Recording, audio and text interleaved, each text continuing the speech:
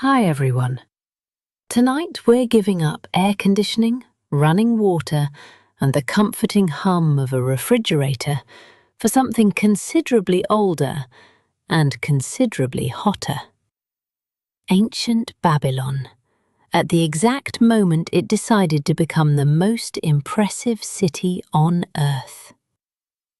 Think mud brick towers instead of skyscrapers, a river doing the work of every highway you've ever sat in traffic on, and a king with an apparent personal mission to build things so enormous that people are still debating, thousands of years later, whether he was showing off or just couldn't help himself.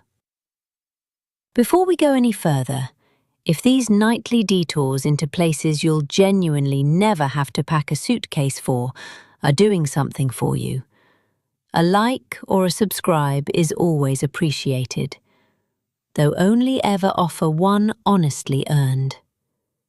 Drop a comment and tell me whereabouts you're tucked in tonight and what the clock says on your end, because it does seem like there's reliably someone, somewhere, still awake at an hour they have no good excuse for.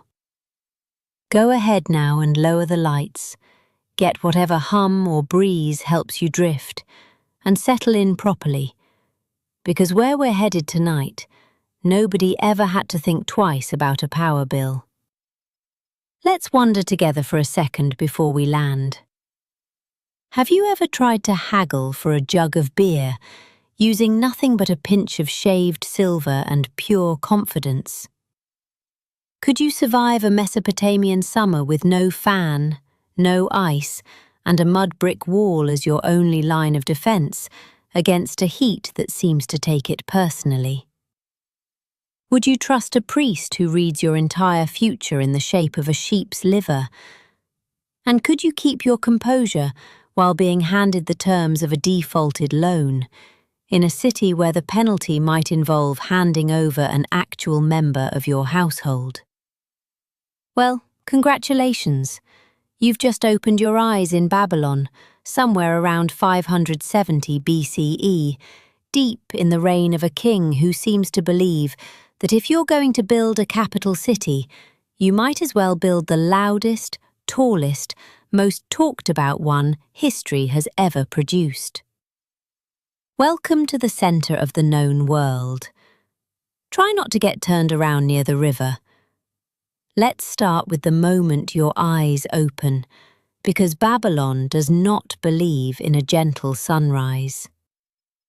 The heat arrives before the light really does, seeping through mud brick walls that have spent all yesterday quietly baking and have clearly decided not to let the memory go. You're stretched out on a woven mat on a flat rooftop, which is exactly where half the city sleeps once summer sets in, since indoors at night here is basically an oven that happens to still contain your family.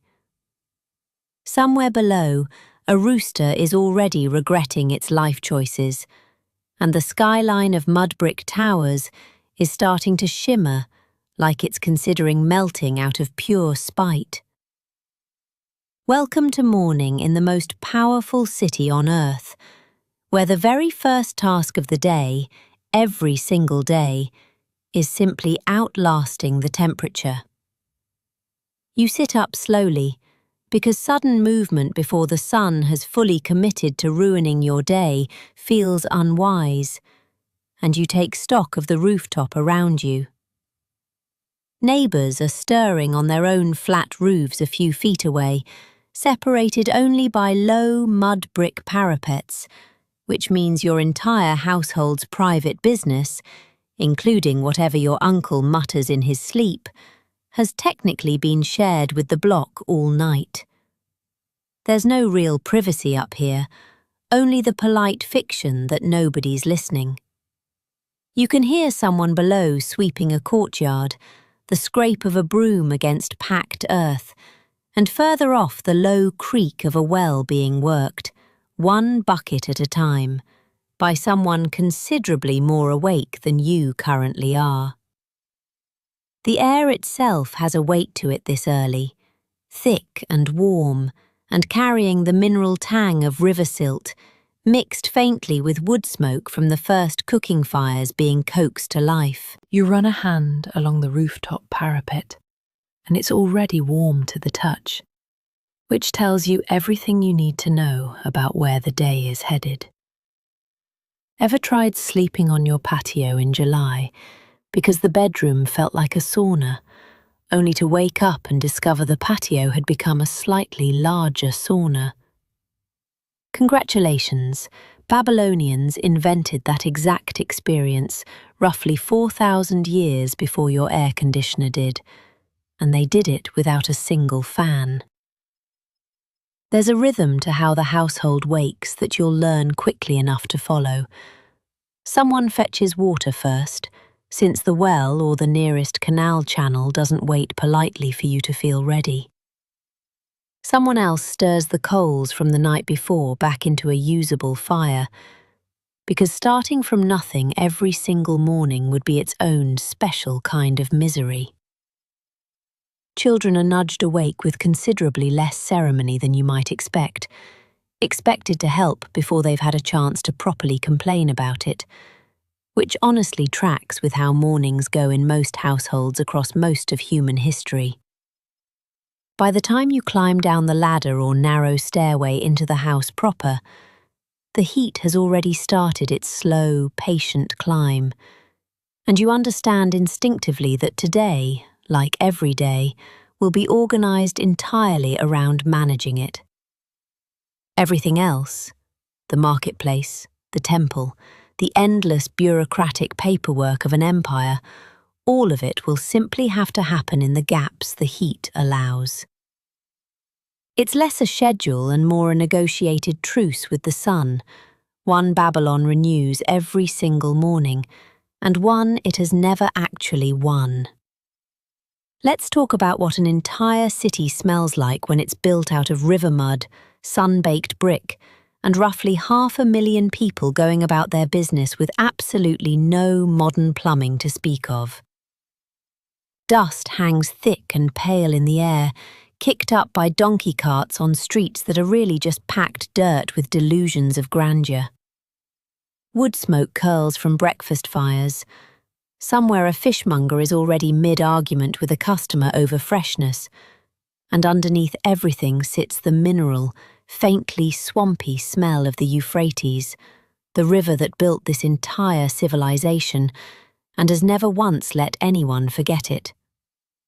It's loud, it's pungent, and in its own chaotic way, it is unmistakably, gloriously alive.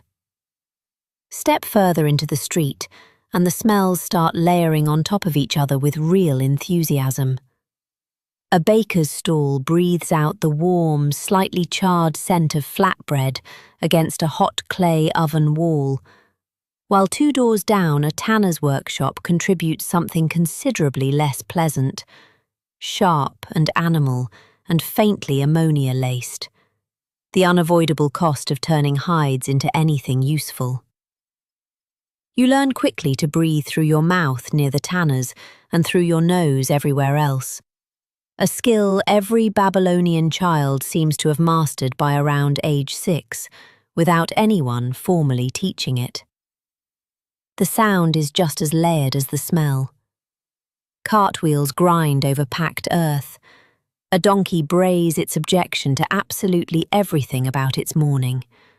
Somewhere a bronzesmith is hammering out a repair, a bright, ringing clang that carries oddly far given the narrow streets. Voices rise and fall in the particular cadence of people haggling before they've even properly woken up, since apparently commerce here waits for no one, least of all the sun. It's the acoustic equivalent of a city that runs entirely on caffeine, except nobody's had any yet, because coffee is roughly 4,000 years away from being anybody's problem. Ever walked into a farmer's market at 7 a.m. and been hit by that wall of fish, flowers and fresh bread all competing for your attention at once? Multiply that by a city with no refrigeration, no sewage system worth the name, and a river doing triple duty as water source, transportation, and unofficial trash removal, and you start to get the picture. It's not always pleasant. It is, however, never boring, which is more than you can say for most modern commutes. Children dart between the stalls, already put to work running errands or minding a younger sibling, weaving around the legs of merchants setting up for the day. A scribe hurries past, clutching a satchel of damp clay tablets, looking the exact way anyone looks when they're late for something bureaucratic and mildly dreaded. And above it all, the mud brick ziggurat looms in the middle distance, catching the very first proper sunlight of the day, turning briefly gold before settling into its usual dusty tan for the next 12 hours of relentless heat. It's a city assembling itself in real time every single morning, smell by smell, sound by sound, and somehow it never once looks rehearsed. It's time to get dressed, and no, you don't simply throw on whatever's clean, because in Babylon, your appearance announces your standing before you've said a single word. Men wear long fringed woolen garments, wrapped and pinned with real deliberation, and a beard here is never just facial hair, it's a curated, oiled, occasionally elaborately curled statement of dignity that takes genuine daily effort. Jewellery isn't reserved only for the wealthy either. Small cylinder seals hang from wrists and necks, doubling as decoration and as a kind of personal signature, since rolling one across wet clay is how you legally put your name to something. You adjust your fringe, check your seal is secure, and step outside looking, you hope, like someone who reliably pays their debts. The wool itself deserves a moment of appreciation, because wearing heavy fringed fabric in a climate that regularly tries to cook you alive seems, on the surface, like a genuinely terrible decision. And yet, the weave is looser than you'd expect, allowing some air through, and the layers can be adjusted through the day, wrapped tighter in the cool of morning and loosened as the sun does its worst. Women's garments follow a similar principle, long and draped, often belted, with the wealthier households adding dyed borders in reds and blues that took real skill and real expense to produce. Dye, cloth, and cut all quietly tell anyone paying attention exactly which rung of Babylonian society you occupy, long before you've opened your mouth to confirm it. The beard, for men who can manage one, gets genuine daily attention. Oil is worked through it to keep it glossy despite the dust, and for those with the means, a barber shapes and sometimes curls it into neat, ringed sections that would take real patience to maintain. It's less a beard at that point, and more a personal grooming project with ongoing maintenance costs, not unlike the modern obsession with a particular haircut that apparently requires a stylist's visit every 11 days, without fail. Ever known someone who treats their eyebrows with the seriousness of a temple ritual? Babylon would have completely understood. Then there's the seal, the single most practical accessory of the entire outfit. Carved from stone, no bigger than a finger, engraved with tiny, detailed scenes of gods, animals, or ceremonial figures, it rolls across a strip of wet clay to leave a continuous, uniquely identifiable impression, functioning as a signature, a wax seal, and an ID card all rolled into one small cylinder. Lose it, and you've essentially lost your legal identity for the day, unable to properly witness a contract, confirm a delivery, or seal an agreement, which makes losing your house keys feel comparatively low stakes. You step out the door finally, wrapped, oiled, and properly sealed, looking every bit like a person who intends to be taken seriously by merchants, scribes, and the occasional skeptical tax collector.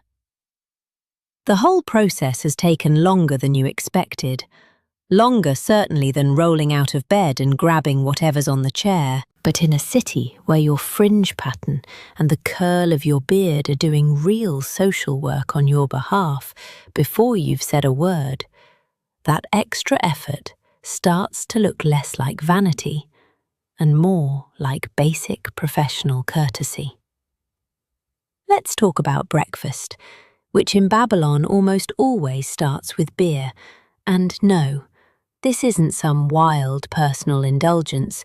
It's simply how an entire civilization stays hydrated in a climate that would otherwise make the water supply a slow-motion disaster. The beer is thick, cloudy, and full of floating grain sediment, which is exactly why everyone drinks it through a long reed straw rather than tipping the cup back like an animal. Alongside it comes flatbread, a handful of dates so naturally sweet they barely need any help, and cheese if the household happens to be doing well that season. It isn't a large meal. It is, however, a genuinely serious one, because nobody gets through this heat on an empty stomach and good intentions alone. You settle onto a low stool near the courtyard, and someone hands you a shared jar with 2 or 3 reed straws already poking out of it, because breakfast here is very much a communal event rather than a private one. The straw itself is a genuinely clever piece of engineering, filtering out the worst of the floating barley husks and sediment, so you're not chewing your morning drink quite so much as sipping it, though a little grit still makes it through, no matter how carefully you position the straw. The beer is mildly alcoholic, low enough that drinking it steadily through the day doesn't leave you incapable of function, which is precisely the point, since the river water alone carries real risks that this civilization has long since learned to work around.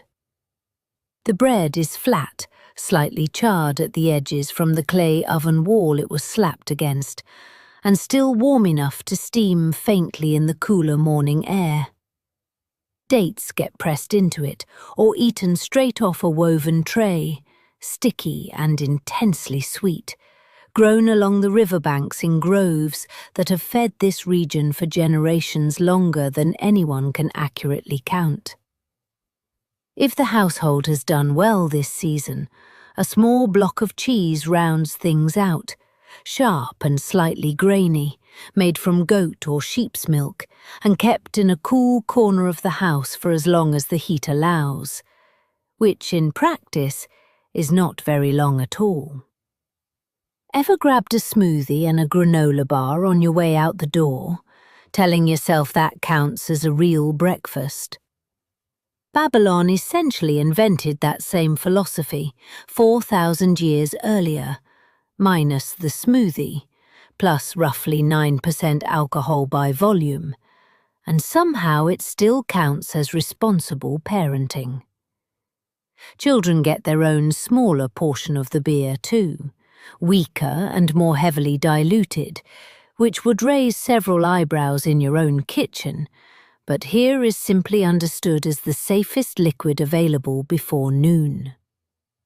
Conversation over breakfast tends to be practical rather than leisurely.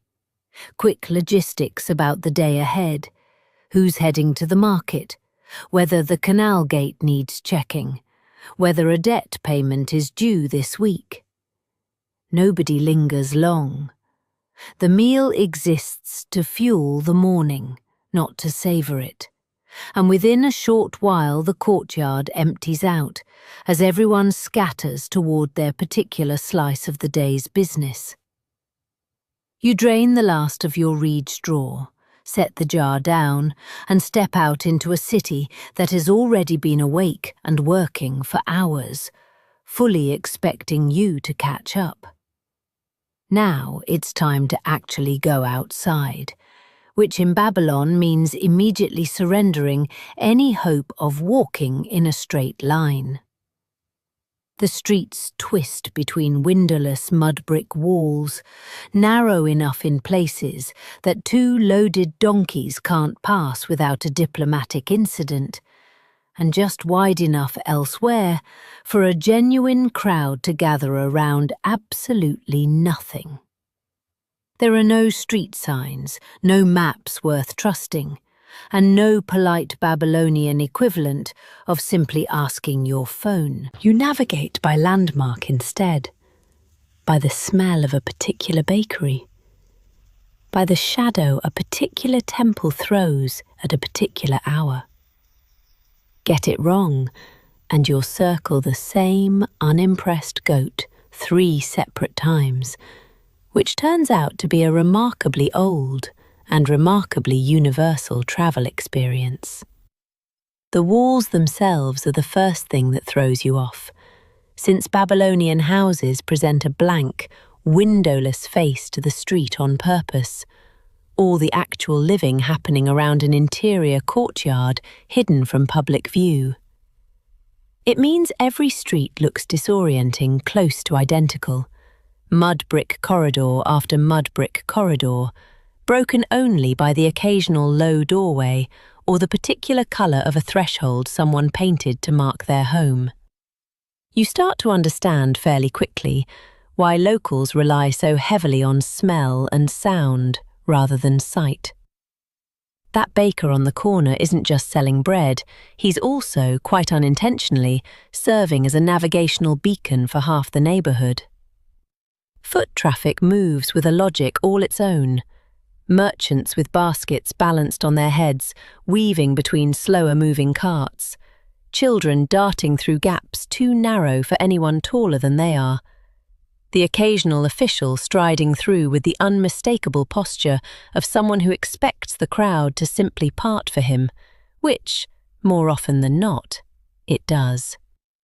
You press yourself against a wall to let a heavily loaded donkey cart squeeze past, and the owner mutters something under his breath that you're fairly sure isn't a compliment.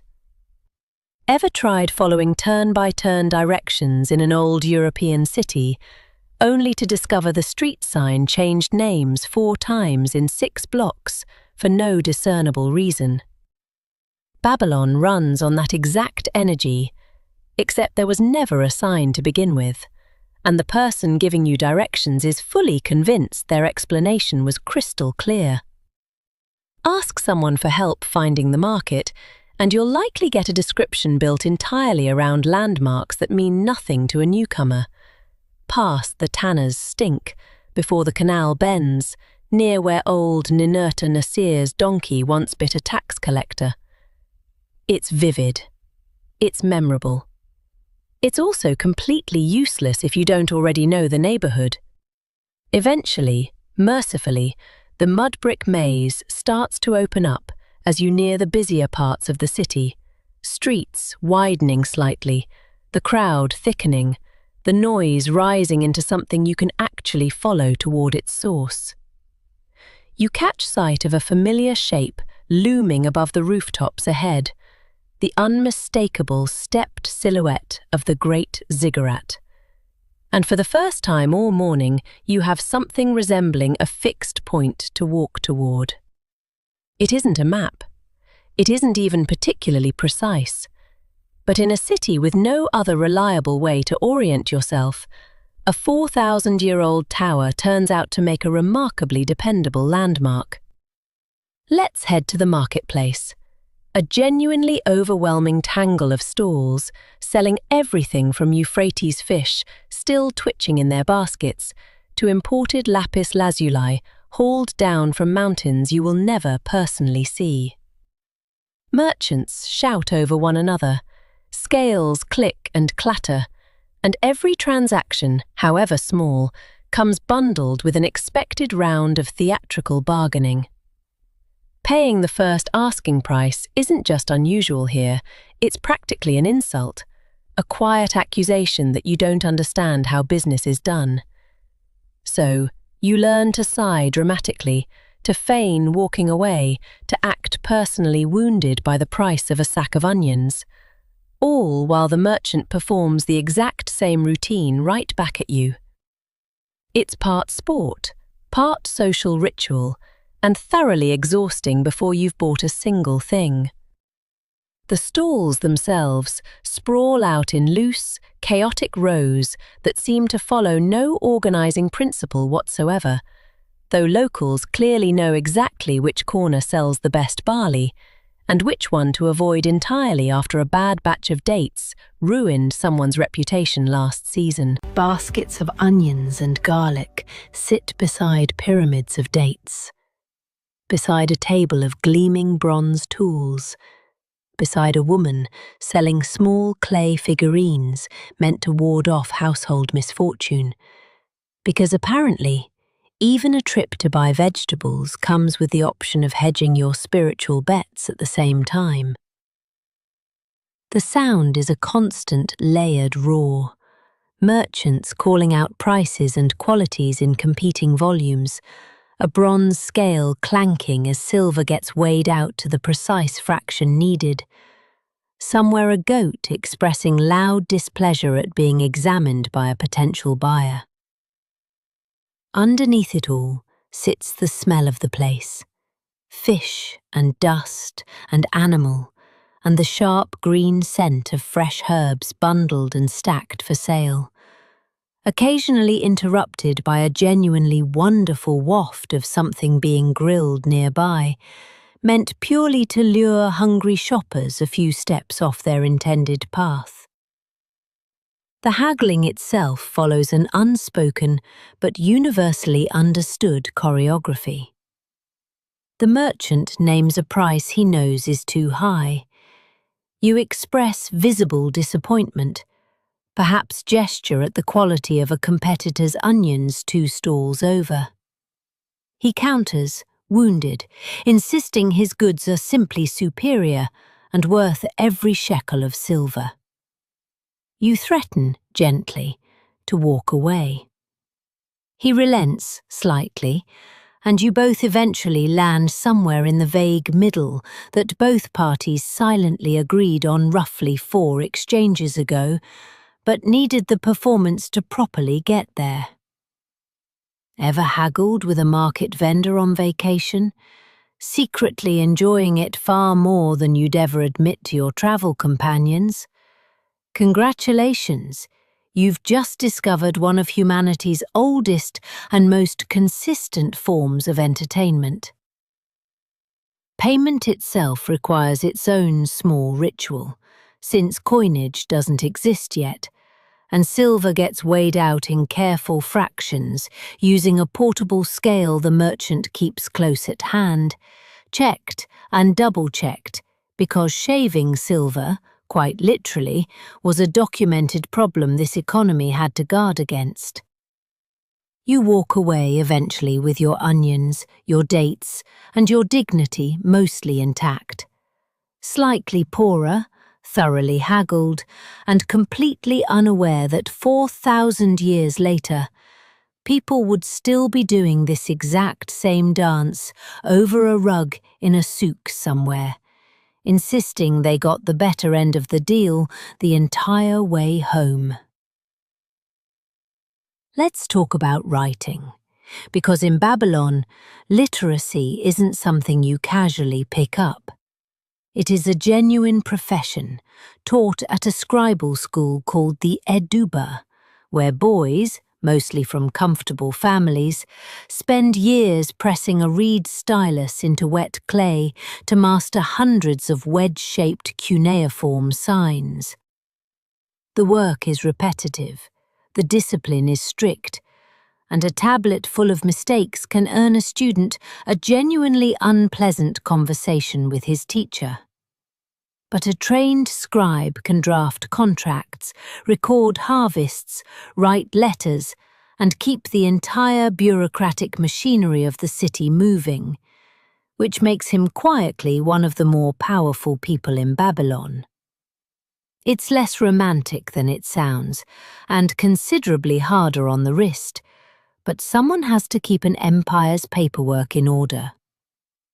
Picture a small mud brick room, cool and dim compared to the street outside, lined with rows of students seated cross-legged, each with a lump of fresh river clay in his lap and a reed stylus cut to a precise wedge-shaped point.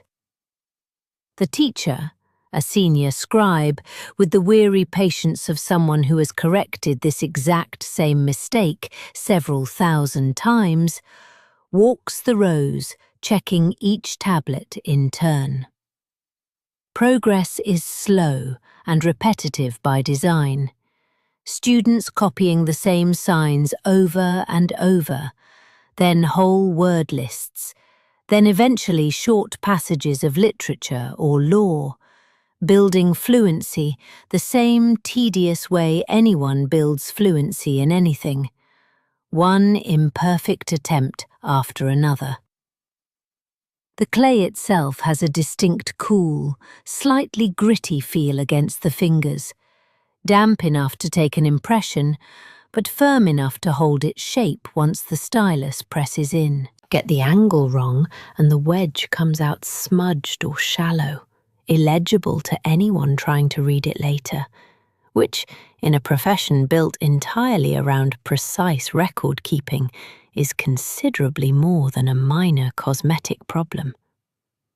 Students who make careless errors, by several surviving accounts from actual Babylonian schoolboys, faced real physical discipline, a detail that tends to make modern complaints about strict teachers feel somewhat more manageable by comparison.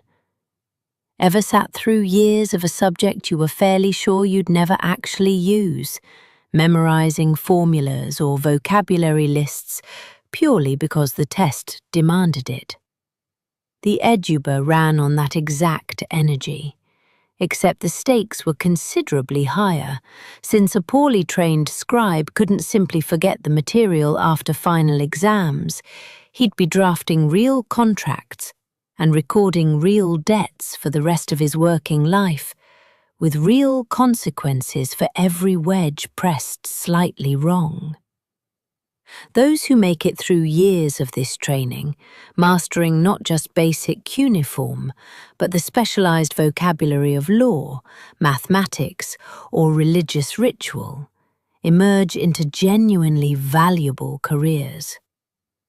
A skilled scribe might work for a temple, a merchant house, or the palace itself, drafting the marriage contracts, land sales, and court rulings that keep Babylonian society functioning with something resembling order.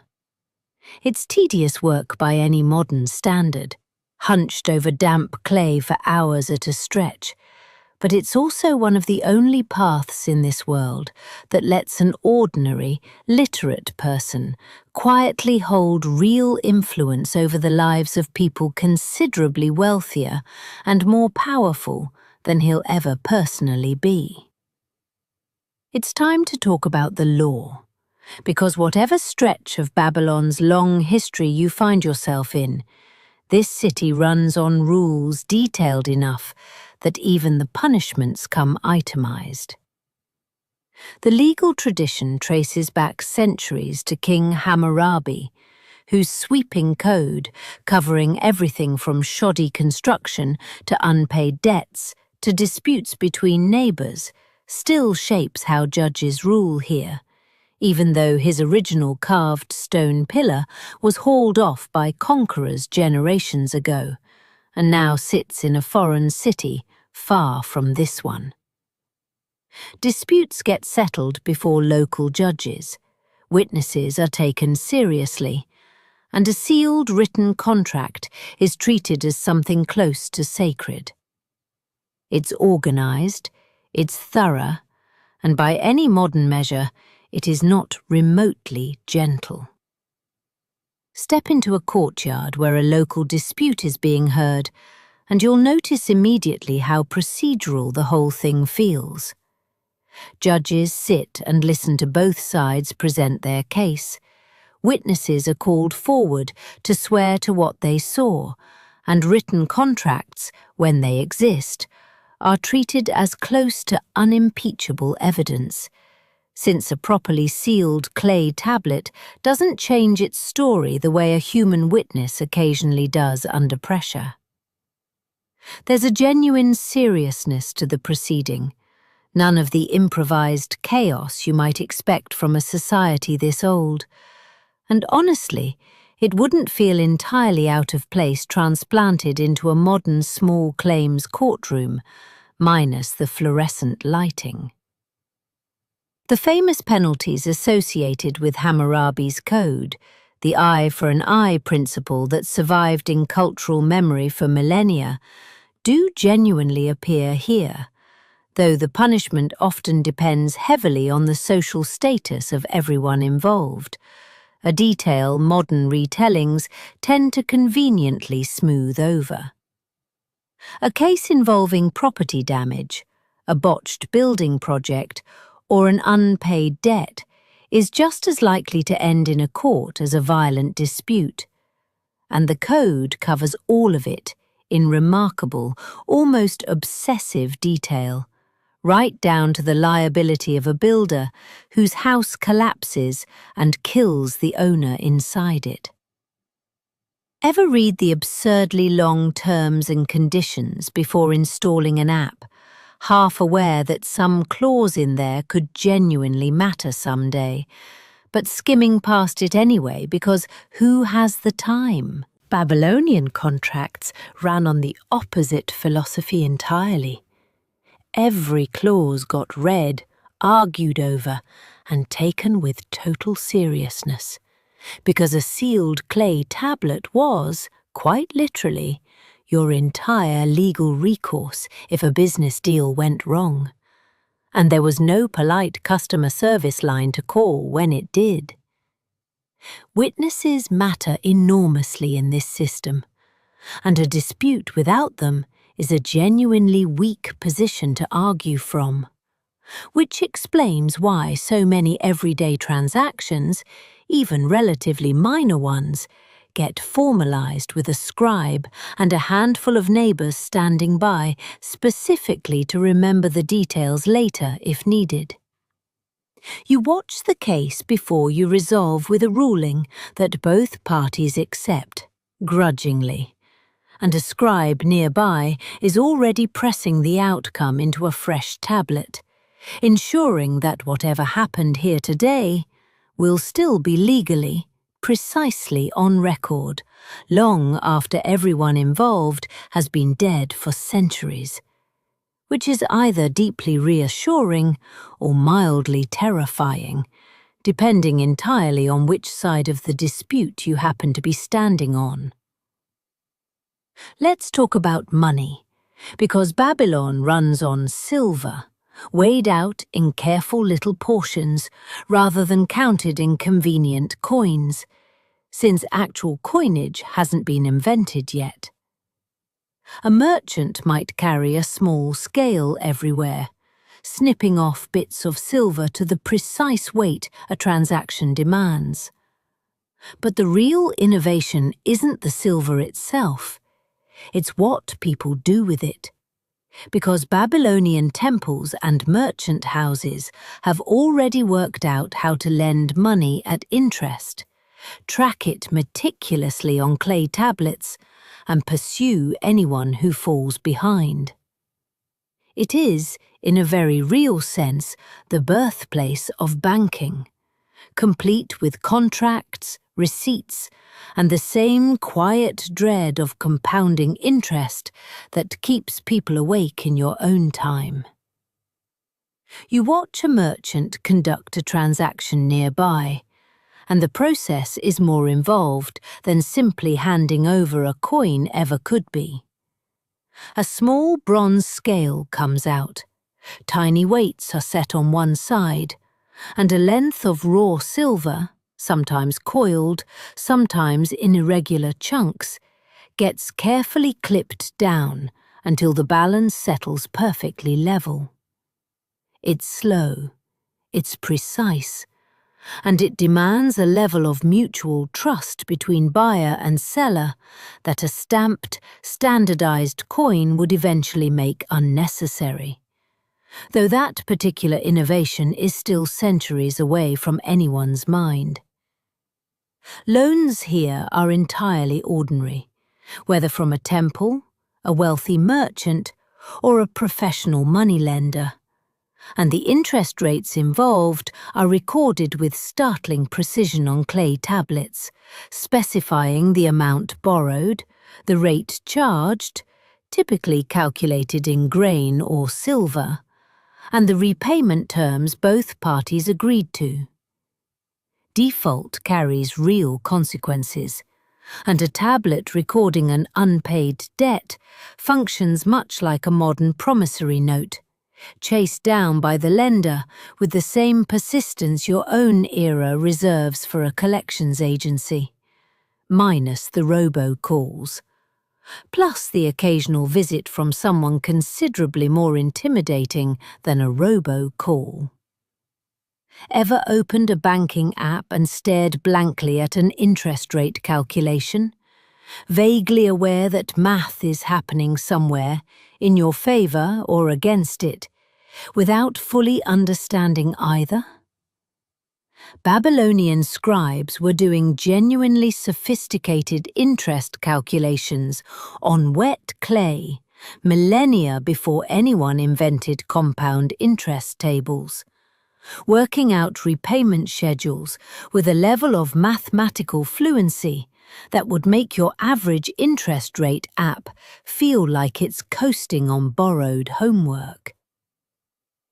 Temples, in particular, function as something close to an early banking institution, storing surplus grain and silver, lending it out to farmers and merchants who need capital, and collecting the proceeds with an efficiency that would be impressive in any century.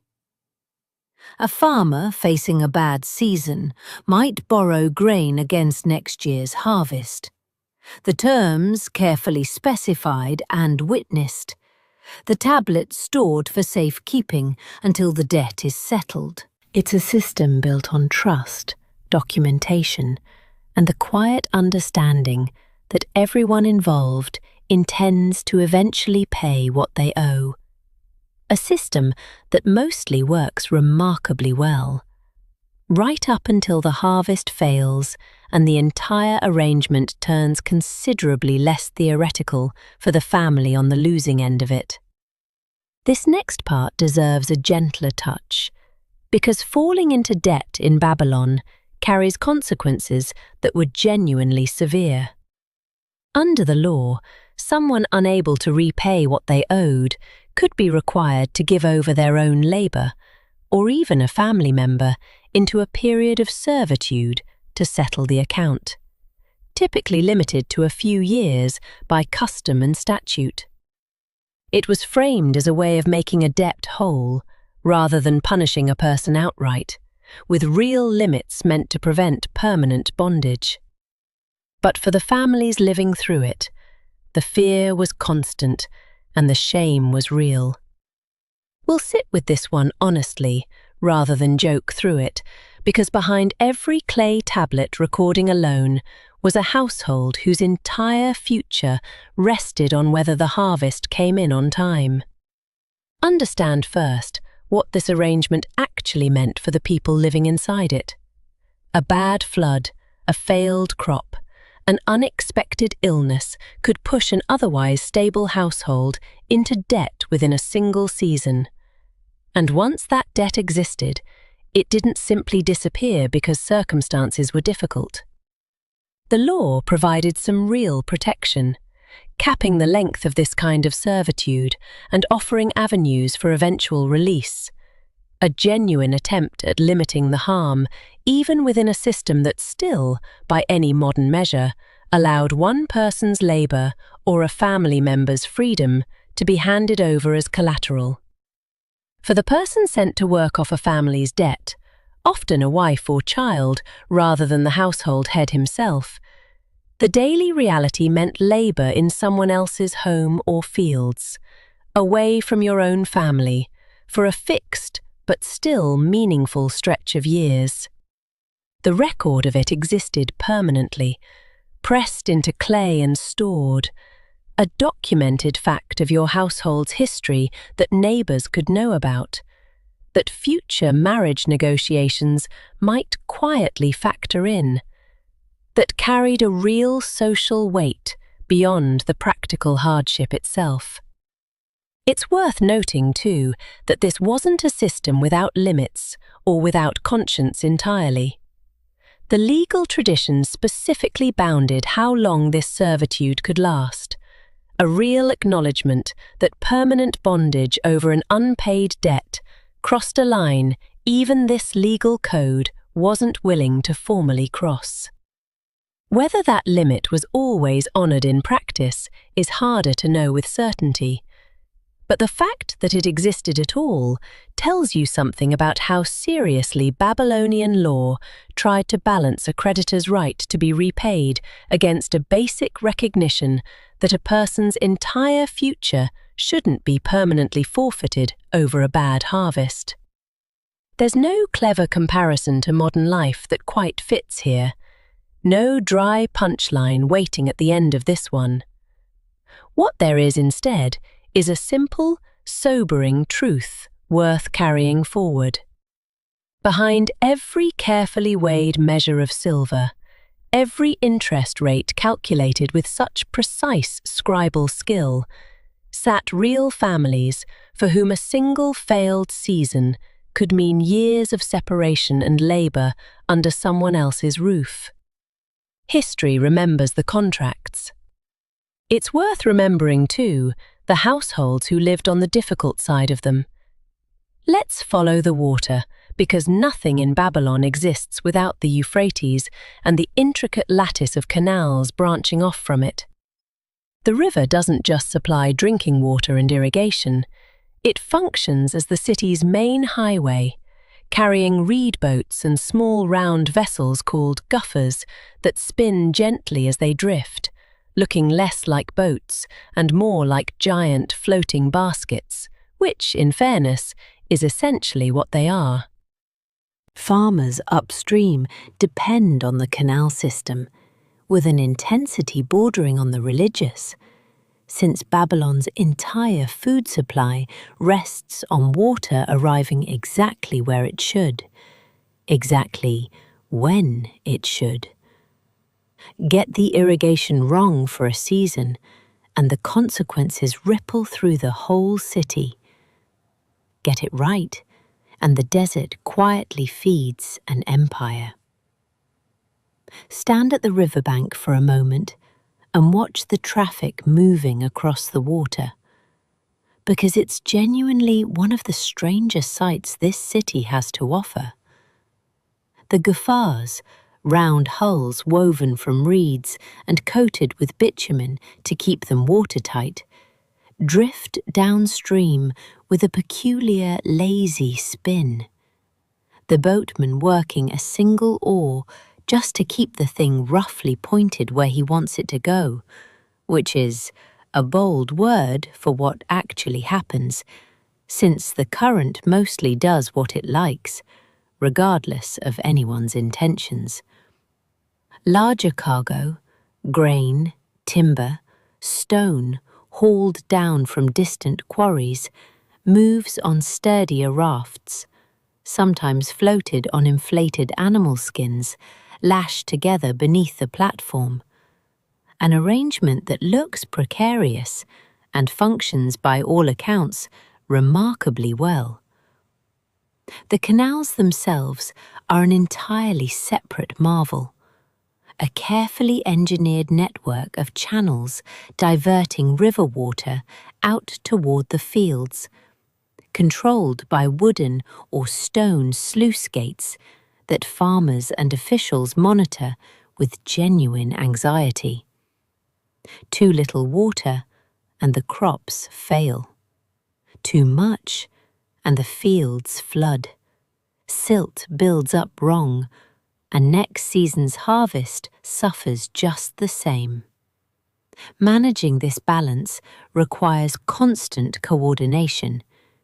Disputes over water rights show up regularly in the legal record, and an official whose job involves canal maintenance holds a position of real, unglamorous importance in keeping the entire city fed. Ever sat in traffic behind someone driving so cautiously it felt almost personal, and wondered how anyone gets anywhere in this town?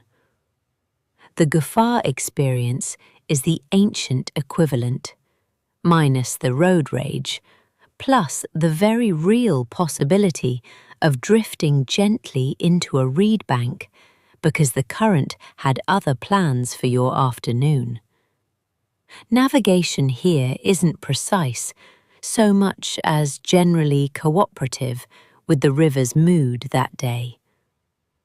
The smell of the water carries its own particular character, muddy and mineral, mixed with the green scent of reeds growing thick along the banks, and the occasional whiff of bitumen sealing on a boat hull nearby.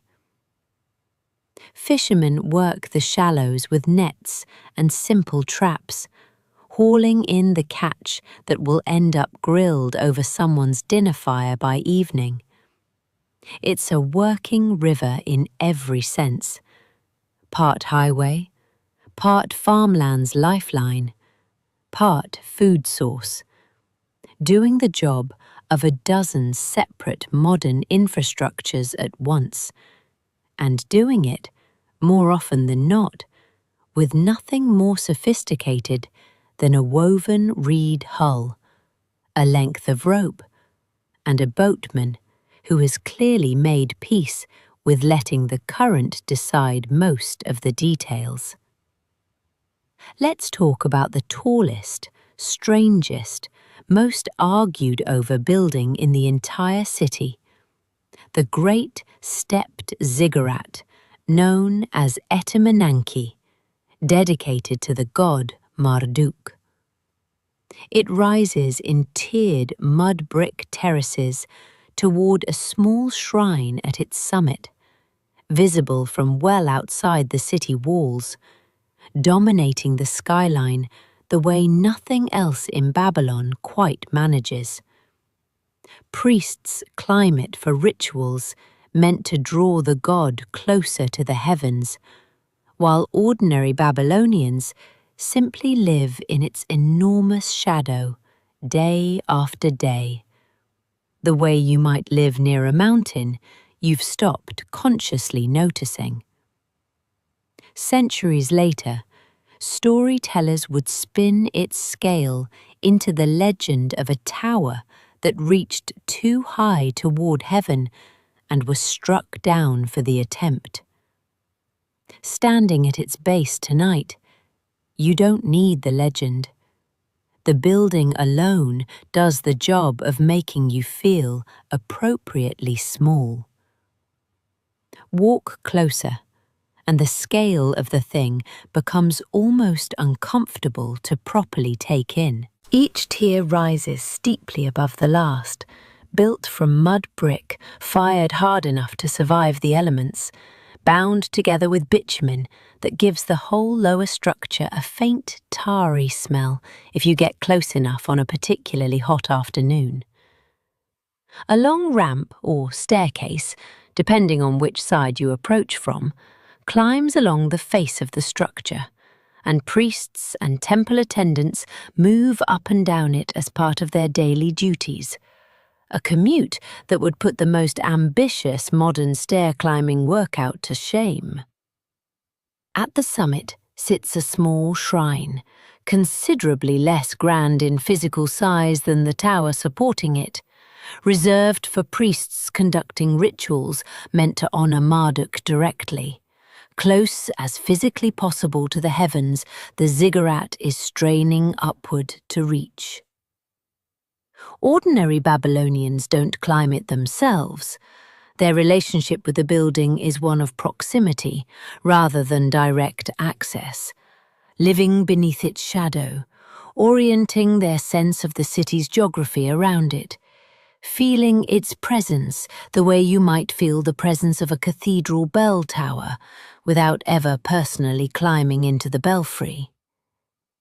Ever driven past the same enormous landmark every single day of your commute? A bridge, a stadium, a skyline-dominating building, until you genuinely stopped seeing it at all. Babylonians developed exactly that same numbness toward Etemenanke, treating the single most extraordinary structure most of them will ever personally witness as simply, unremarkably, the backdrop to an ordinary Tuesday.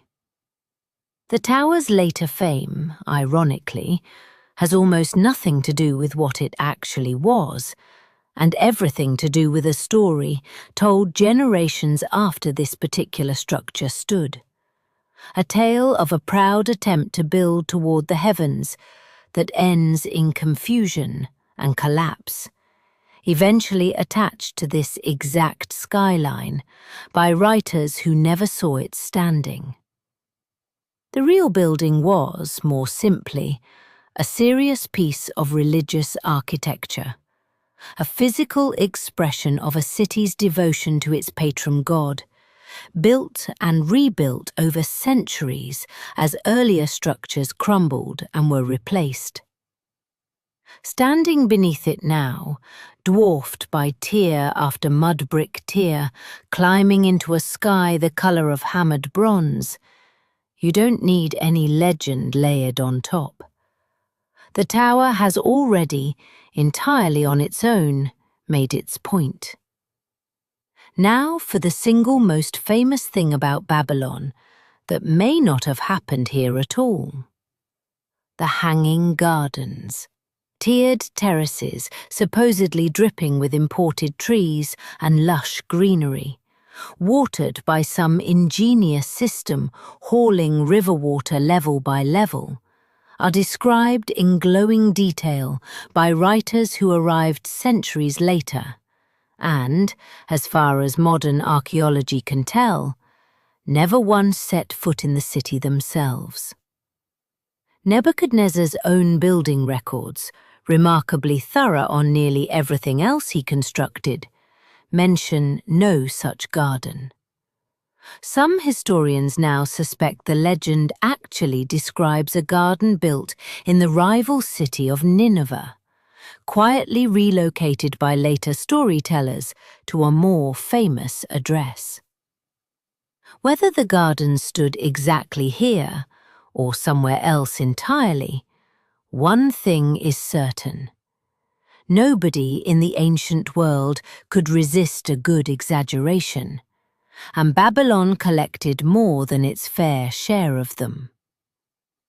It's worth sitting with just how strange this particular mystery actually is, because Babylon's builders were not shy about documenting their own achievements. Inscriptions boast in exhaustive detail about walls, temples, and canals.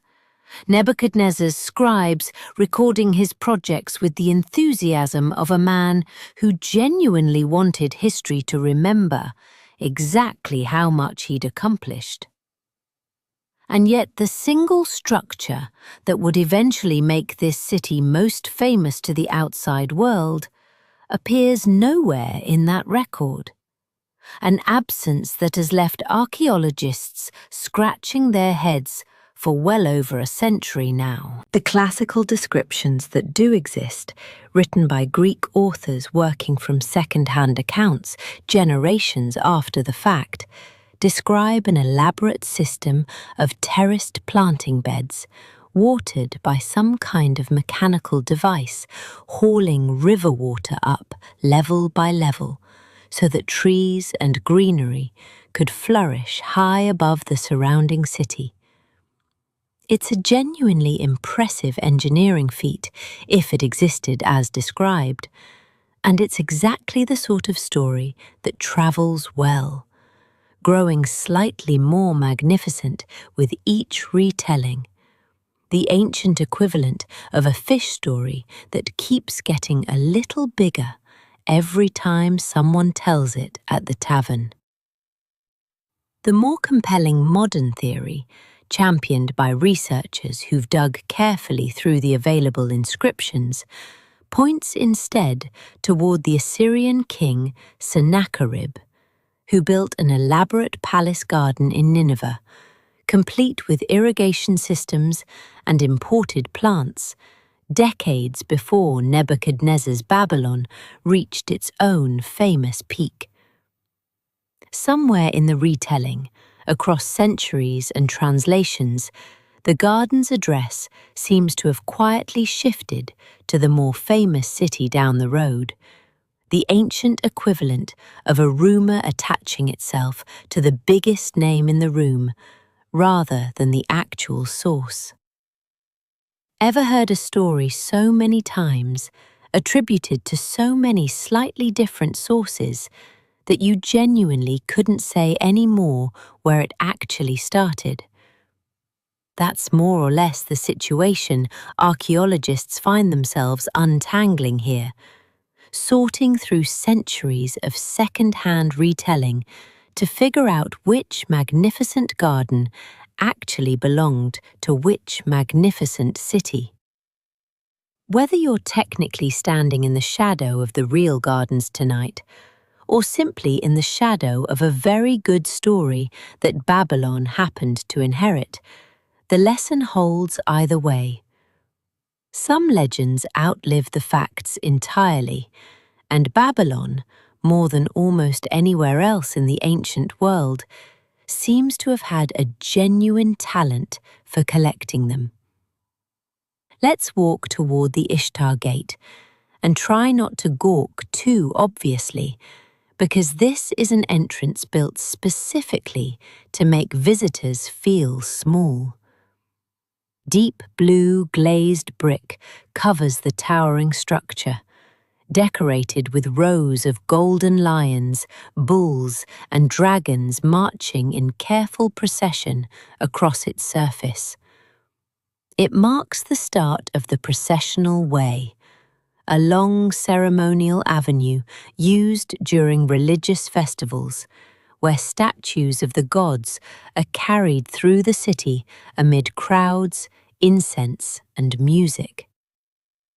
Merchants, farmers, and nobles alike pause whatever they're doing when the procession passes, because this is Babylon's quiet, unmistakable way of reminding everyone exactly whose city this really is. Standing before it properly for the first time, the colour hits you before anything else does. A rich, saturated blue, unlike anything you'd expect brick to naturally produce, achieved through a glazing technique that took real technical mastery to perfect, and even more effort to maintain across an entire monumental structure.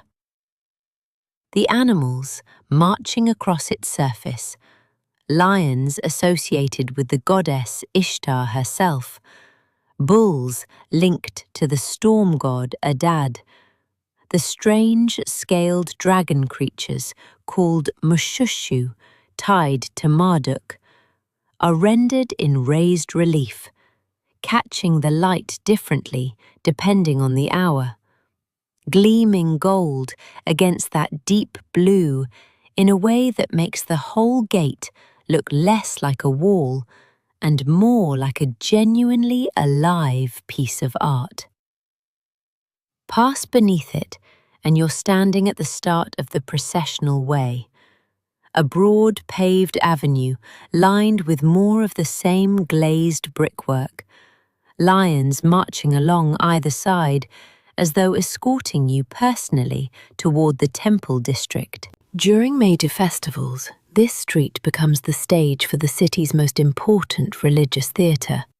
Statues of the gods carried in careful procession, incense thick enough to sting your eyes slightly. Musicians keeping pace alongside with drums and lyres.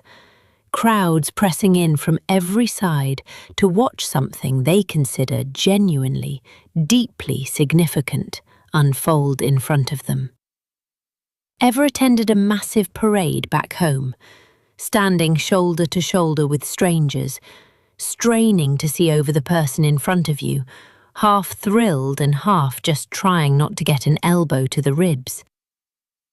The processional way runs on that exact energy, except the float you're craning your neck to see is a solid gold statue of a god being carried by priests, and getting a good vantage point apparently mattered enough that people staked out spots along the route well before the procession actually started. The gate and the avenue together function as a kind of permanent civic announcement, built specifically to overwhelm anyone passing through, whether they're a foreign dignitary arriving for the first time or simply a local farmer who's walked beneath it 1,000 times before. It's propaganda rendered in glazed brick and gold leaf, an unmistakable statement that this city and the king who built it intend to be remembered. Standing beneath those painted lions now, dwarfed by scale and colour and sheer deliberate spectacle, it's hard to argue the message didn't land exactly as intended. Let's step inside the temple complex, because in Babylon, the priesthood is not simply a religious calling, it is one of the most powerful institutions in the entire economy. Temples own land, manage vast storehouses of grain, employ armies of workers, and lend silver right alongside the merchant houses. Priests carry out daily rituals meant to keep the gods properly fed, quite literally, setting meals before divine statues morning and evening, as though the gods themselves might otherwise go hungry. Behind the incense and ceremony sits an operation closer to a well-run enterprise than a quiet house of worship. One that keeps meticulous records and touches nearly every part of daily Babylonian life, whether you ever set foot inside or not. Walk through the temple gates, and the first thing you notice is scale.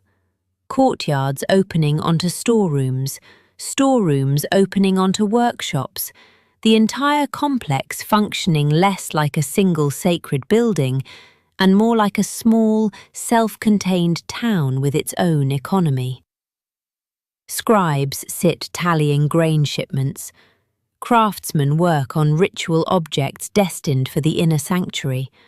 Herders bring livestock in for sacrifice or for the temple's own considerable flocks. It's genuinely difficult, standing in the middle of it, to separate where the religious function ends and the economic enterprise begins. Mostly because in Babylon, those two things were never really considered separate at all. The daily feeding ritual for the god statue happens with real ceremony.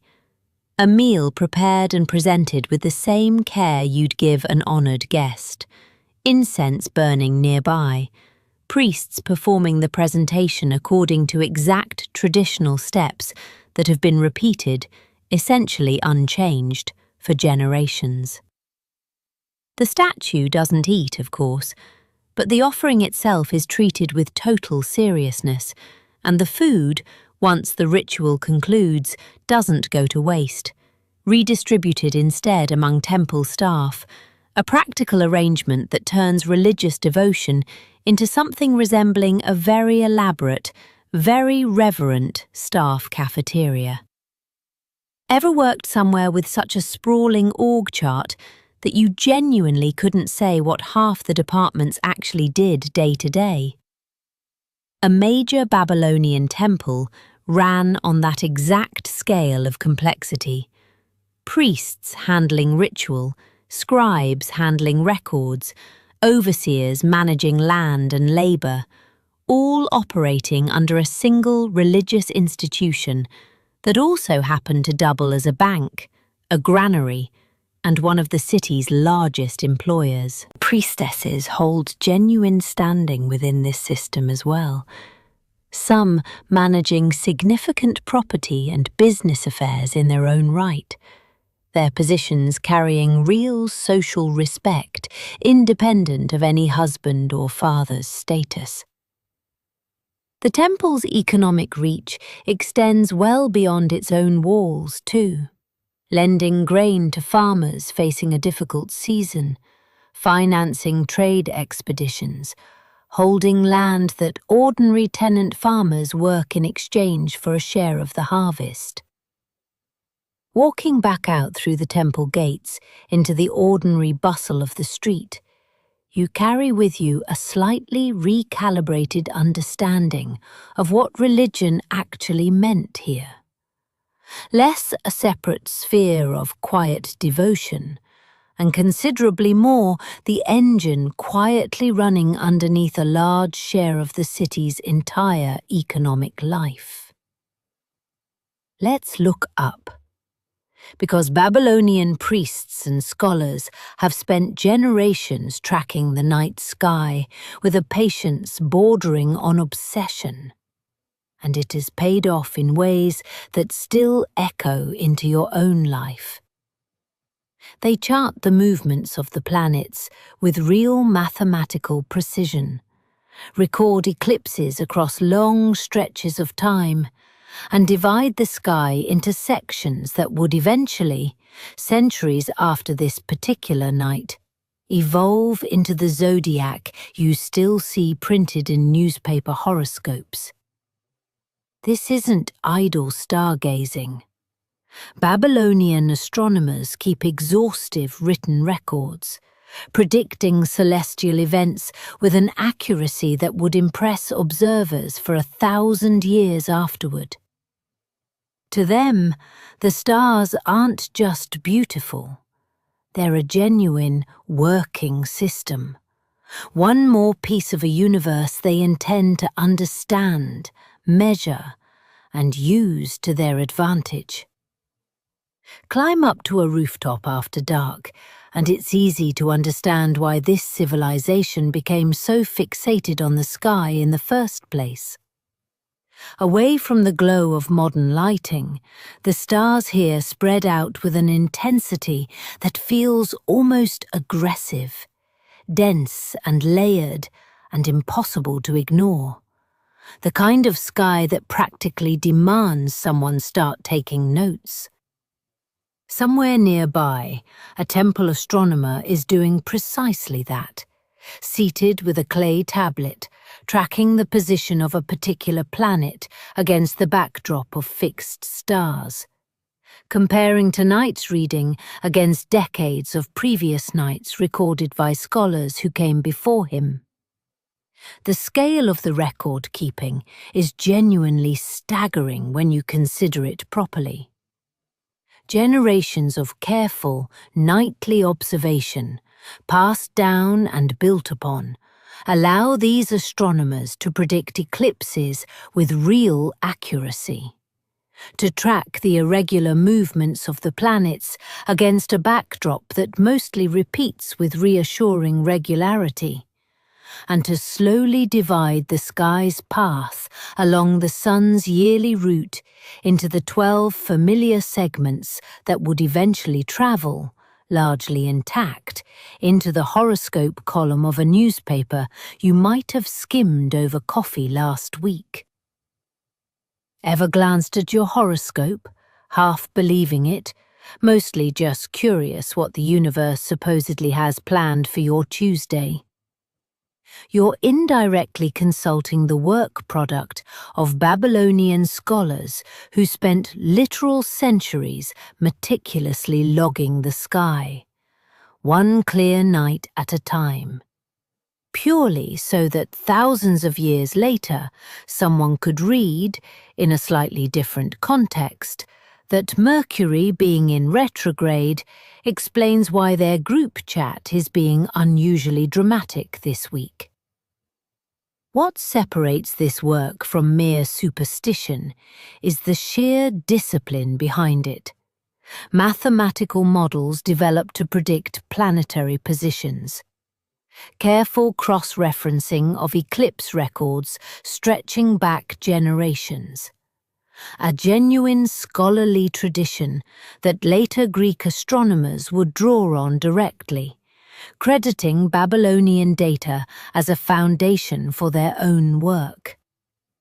It's a rare case where an ancient practice, born partly from religious and omen-based motivations, quietly produces something that holds up as legitimate, rigorous observational science by any modern measure. Looking up at that same dense, star-choked sky tonight, it's genuinely humbling to realize you're seeing, more or less, the exact same view that convinced an entire civilization the heavens were worth watching this closely in the first place. Let's talk about the other side of Babylonian prediction, the side involving considerably more sheep.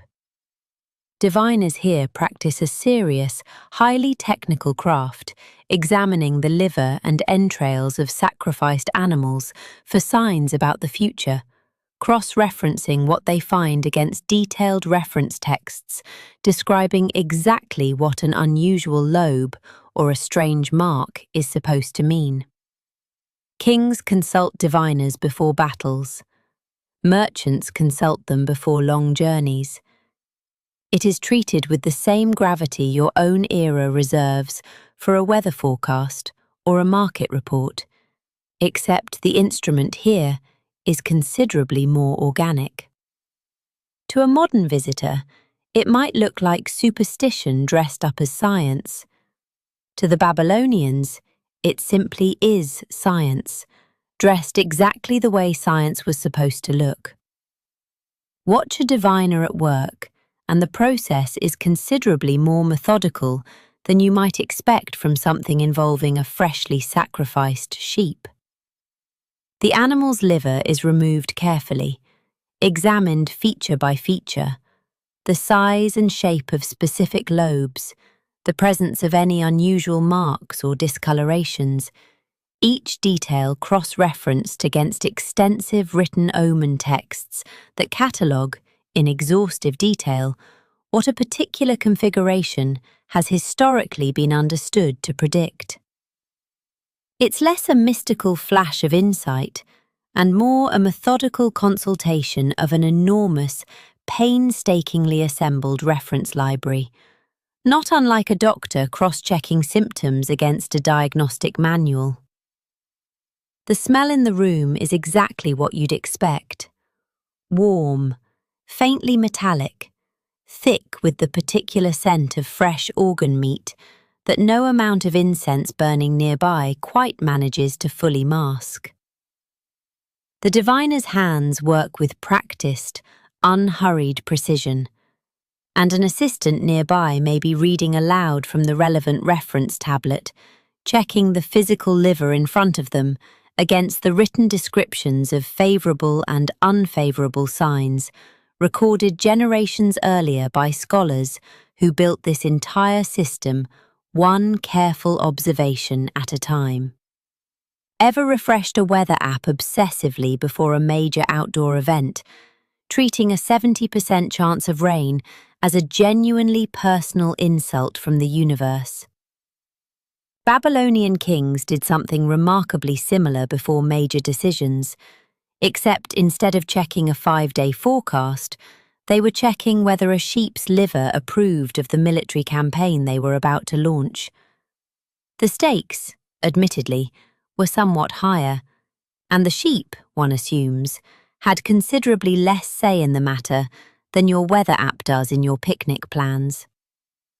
This practice, called extispicy in its formal aspects, sits alongside astronomical observation as one of the two major branches of Babylonian divination, and both share the same underlying philosophy, that the world contains genuine, decipherable signs about what's coming, provided you've built up enough careful, systematic knowledge to read them correctly.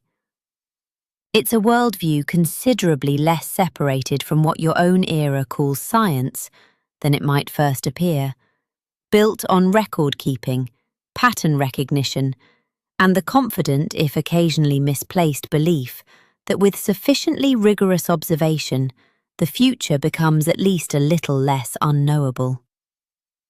Whether you personally trust a sheep's liver over a satellite forecast is entirely your business, but you have to admit at minimum that both systems share a genuinely touching faith in humanity's ability to figure things out.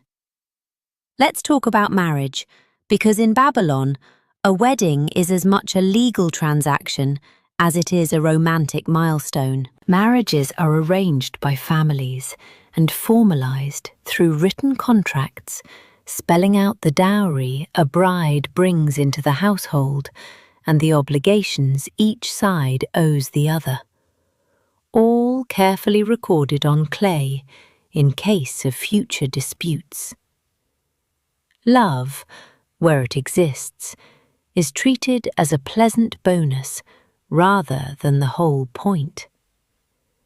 The household that results functions as a working economic unit as much as an emotional one, with clearly defined roles, responsibilities, and property rights that a Babylonian judge could, and occasionally did, get called in to untangle. It is less a fairy tale and more a carefully worded partnership that also happens to include children. Sit in on the negotiation between two families arranging a marriage, and the atmosphere feels considerably closer to a business meeting than a romantic occasion.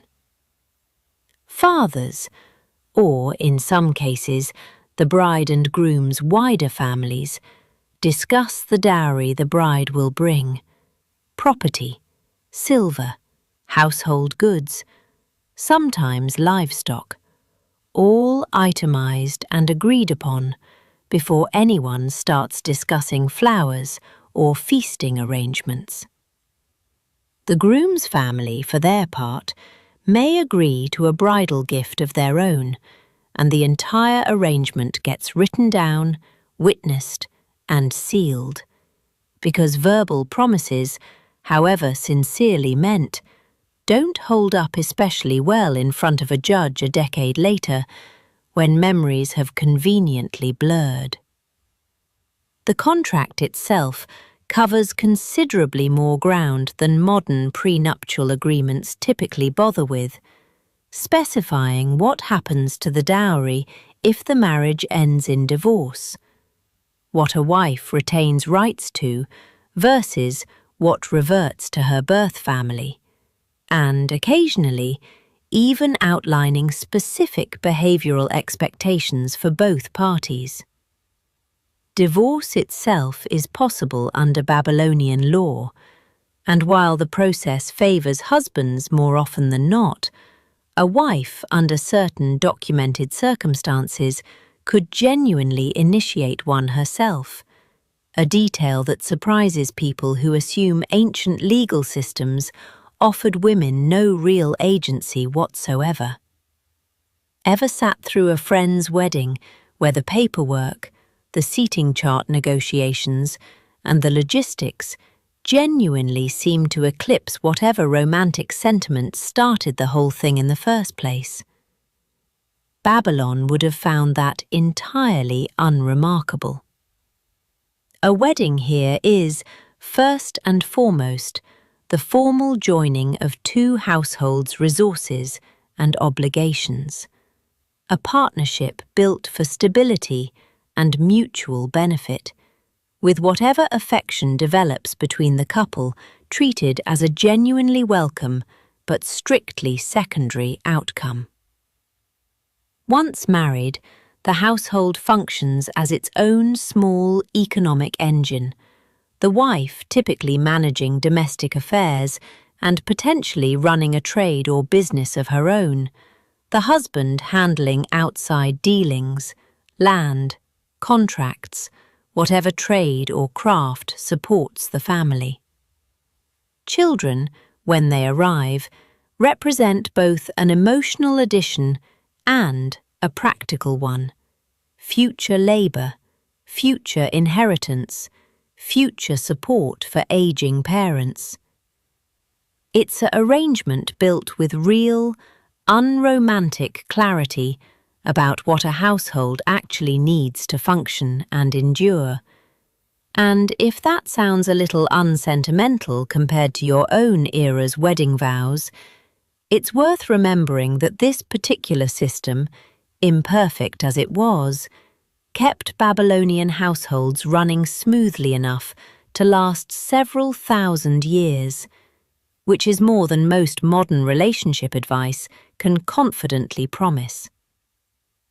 This next stretch deserves honesty rather than jokes, because women's lives in Babylon were shaped by real legal protections alongside real, significant limits. Babylonian law granted women certain rights unusual for the ancient world, including the ability to own property, engage in trade, and, under certain circumstances, initiate divorce. Some women ran businesses, managed estates, or served as priestesses with genuine standing and independence. At the same time, a woman's life was still largely governed by the decisions of the men in her household, her father, her husband, and the room available to her varied enormously by class and circumstance. Both things were true at once: real agency and real constraint. And an honest look at ancient Babylon has to hold both without smoothing either one away. Consider first what the law actually allowed, because it's more generous in certain respects than people often assume about the ancient world. A woman could own property in her own name, separate from her husband's holdings, could enter into contracts, could run a business, brew and sell beer, manage a trade, and under documented circumstances could bring a case for divorce before a judge and be granted one. Priestesses, particularly those attached to major temples, held positions of genuine religious and economic authority, managing property and personnel with an independence that many women in later, supposedly more advanced eras would not enjoy for a very long time afterward. And yet, none of this erased the deeper structural reality shaping most women's daily lives. Marriages were arranged by fathers, dowries negotiated without the bride's direct input in most cases, and a woman's standing within her household depended heavily on her husband's decisions, his wealth, his temperament, his willingness to honor the terms both families had agreed to. Legal protection existed on the tablet. Whether it was consistently, fairly applied in an actual household dispute likely depended, as it so often does across history, on the particular people involved and the particular power they each held going in. Class mattered enormously here, too. A woman from a wealthy merchant family or a temple priestess occupied a meaningfully different world than a farmer's wife or a servant. The practical freedoms and protections available to her shifting considerably depending on where her family sat within Babylonian society. There's no single tidy story that captures the full range of what it meant to be a woman in this city. Only a genuinely wide spectrum running from real independence and authority to real, constant vulnerability, sometimes within the very same household, across different stages of a single life. We won't force a punchline onto this one. because it doesn't need one and doesn't deserve one. What's worth carrying forward instead is simply the fuller picture. A legal system more progressive in certain narrow respects than its reputation suggests, sitting alongside a deeply patriarchal social structure that shaped most women's actual daily experience, regardless of what the tablet in the temple archive technically permitted. Both were real, both mattered, and both deserve to be remembered honestly, rather than flattened into either a rosy exception or a simple tale of universal oppression. By midday, Babylon essentially stops. The sun climbs high enough that the packed dirt streets shimmer. The mud brick walls radiate heat back at you like a personal insult. And anyone with any sense retreats indoors or into whatever shade can be found. Thick mud brick walls, deliberately built dense, actually keep interiors surprisingly cool, soaking up the worst of the heat through the day and slowly releasing it after dark. Business quiets down. Conversation moves into doorways and courtyards instead of open sun. It is, in essence, the ancient ancestor of the siesta, a city-wide agreement that certain hours of the day are simply not meant for productivity, no matter how urgent your errand felt an hour earlier.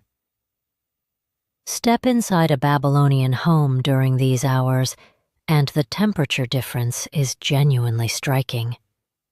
The thick clay walls, holding on to the relative cool of the previous night far longer than you'd expect, creating a dim, tolerable refuge from a street outside that has, by this point, become close to unbearable. The household gathers in the central courtyard, shaded by whatever awning or overhang the architecture provides, and the pace of everything, conversation, work, even simple movement, slows into something close to deliberate stillness. You find yourself doing very little, and that turns out to be entirely by design. A woven mat in the shade, perhaps a light meal of bread and dates, conversation kept quiet and unhurried, because expending real energy during these particular hours risks actual heat stroke rather than mere discomfort. Even the market, so raucous and chaotic just a few hours earlier, thins out considerably, merchants retreating behind whatever shade their stall provides, transactions slowing to whatever's genuinely necessary rather than anything resembling enthusiastic commerce. Ever visited a country where every shop mysteriously closes for 2 or 3 hours right in the middle of the afternoon and found yourself standing outside a locked door, mildly outraged, before realizing everyone else had simply gone home for a nap and a proper meal? Babylon runs on that exact same wisdom, several thousand years before any modern tourist stood confused outside a shuttered pharmacy in the Mediterranean heat, wondering why an entire nation seemed to have simply given up on retail for the afternoon. By late afternoon, as the sun finally begins its slow descent and the worst of the heat starts, gradually, to loosen its grip, the city begins stirring back to life. Merchants reopen their stalls. Foot traffic returns to the streets. Conversations move back out of shaded doorways into the open air, and the whole rhythm of Babylonian daily life picks back up right where it paused hours earlier, as though the entire population had simply agreed, without ever needing to discuss it explicitly, that some parts of the day belong to work, and some parts belong, quite reasonably, to simply enduring the sun until it's willing to ease off a little. It's a rhythm built entirely around respecting a climate that offers no other real option. And honestly, it's hard to argue with a system that's kept an entire civilization functioning comfortably for this many centuries running. Let's talk about getting sick in Babylon, which involves a treatment plan blending careful herbal remedies with genuine incantations, and nobody here sees any contradiction in that combination. Physicians keep detailed medical texts listing symptoms and corresponding treatments, a real, methodical body of knowledge built up over generations. But illness is also widely understood as the work of offended spirits or displeased gods, so a house call might include both a bitter herbal poultice and a ritual chant meant to drive out whatever divine irritation started the problem in the first place.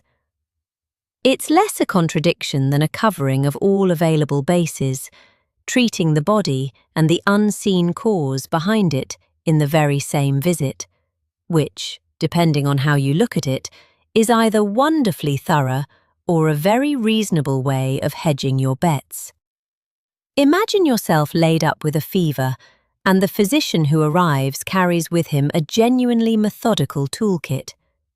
He examines you, asks about your symptoms, consults his own memory or a written reference text cataloguing similar cases and their typical progression, since Babylonian medical scholars have compiled extensive diagnostic handbooks describing symptoms in careful, almost clinical detail, cross-referenced against likely causes and recommended treatments.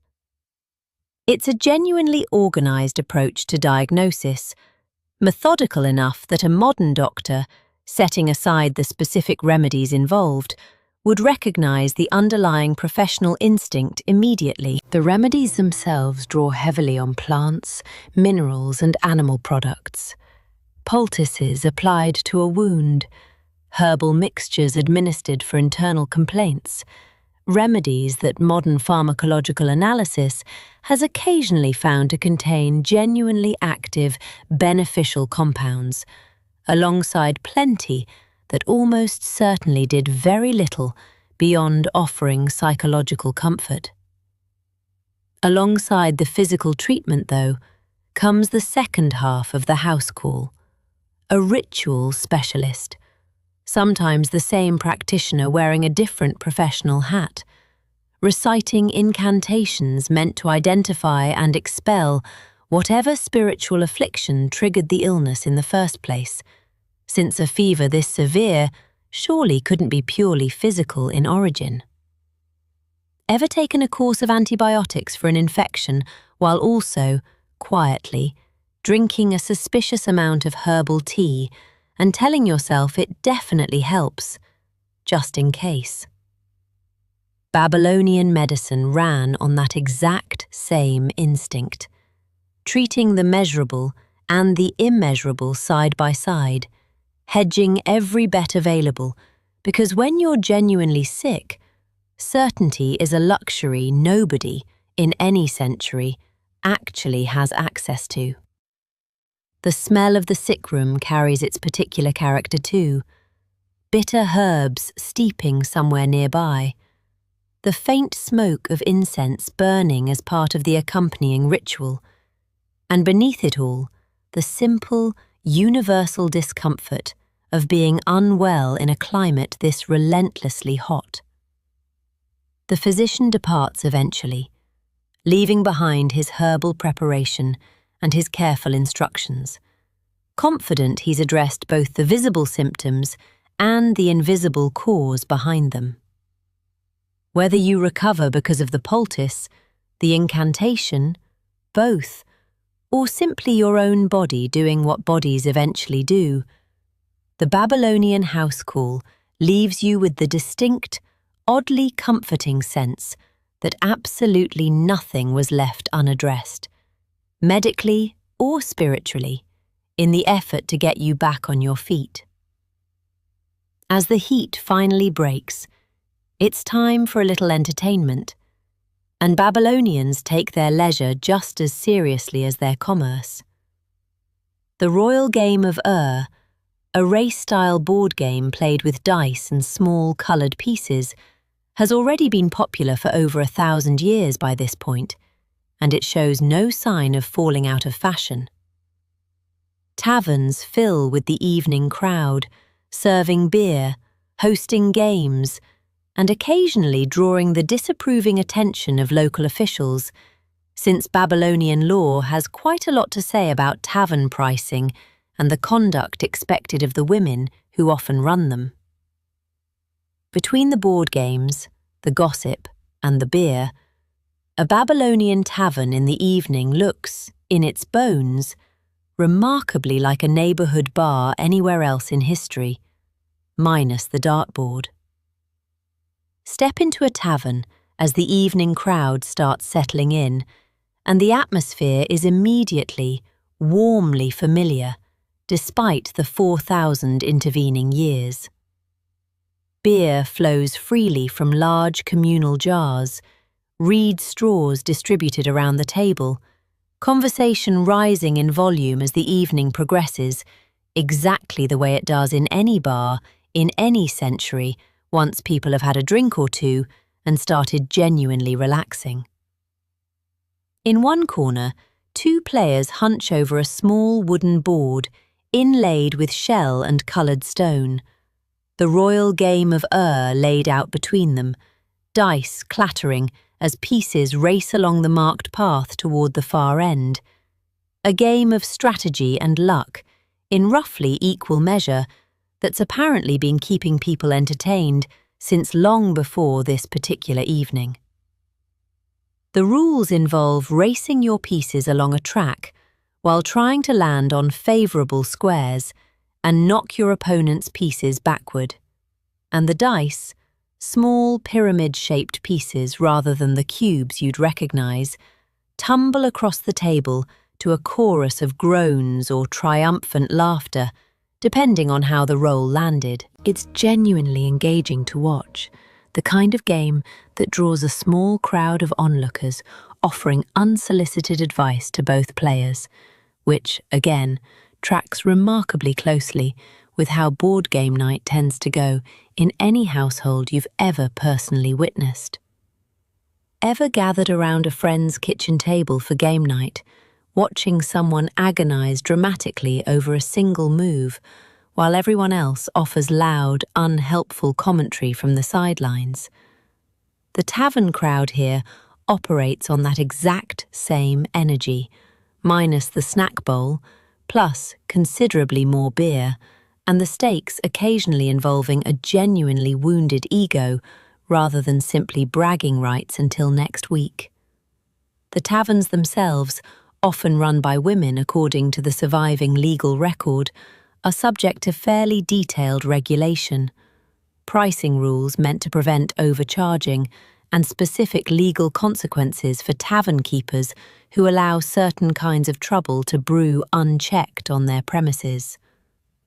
It's a business with real civic scrutiny attached to it, treated with the same seriousness as any other trade a Babylonian scribe might be asked to draft a contract for. As the evening wears on and the beer jar empties, the conversation drifts, as it always does, toward gossip, complaints about the harvest, speculation about whether the king's latest building project will actually get finished on schedule, and the low, comfortable murmur of an ordinary evening winding down. 4,000 years before anyone thought to call it happy hour. It's time to eat properly, and dinner in Babylon, when a household can manage it, is a genuinely serious affair. Fish pulled fresh from the Euphrates gets grilled or stewed, often alongside onions, garlic and leeks that turn up in nearly every recipe this civilization has ever bothered to write down. Barley bread rounds out the meal, along with dates, dried fruit, and whatever cheese or meat the family's means allow. Wealthier households might stretch to roasted lamb or the spoils of a hunt, served with considerably more ceremony. It is a cuisine built almost entirely around what the river and the irrigated fields provide. Proof that even 4,000 years ago, good cooking mostly just meant working honestly with whatever was actually on hand. Gather with the household around the evening meal, and the smell reaches you before anything else does.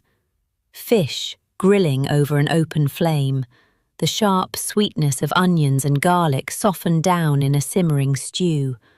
Warm barley bread, fresh enough that steam still curls off the top when it's broken open. The fish itself, likely caught that same afternoon from the river or one of its canals, has a clean, slightly muddy freshwater flavour, and it gets prepared simply, grilled directly over coals, or stewed with whatever vegetables and herbs the household has on hand, since elaborate sauces and seasonings are largely reserved for the tables of the genuinely wealthy. Barley forms the backbone of nearly everything here, ground into flour for bread, brewed into the beer that accompanies every meal, even used as a form of payment and measurement in contracts you'd have encountered earlier in the marketplace. Onions, garlic, and leeks appear constantly, recorded in surviving recipe tablets, with a frequency that suggests this civilization understood, quite correctly, that these three ingredients could carry an enormous amount of flavour in a cuisine that otherwise had relatively modest access to exotic spice.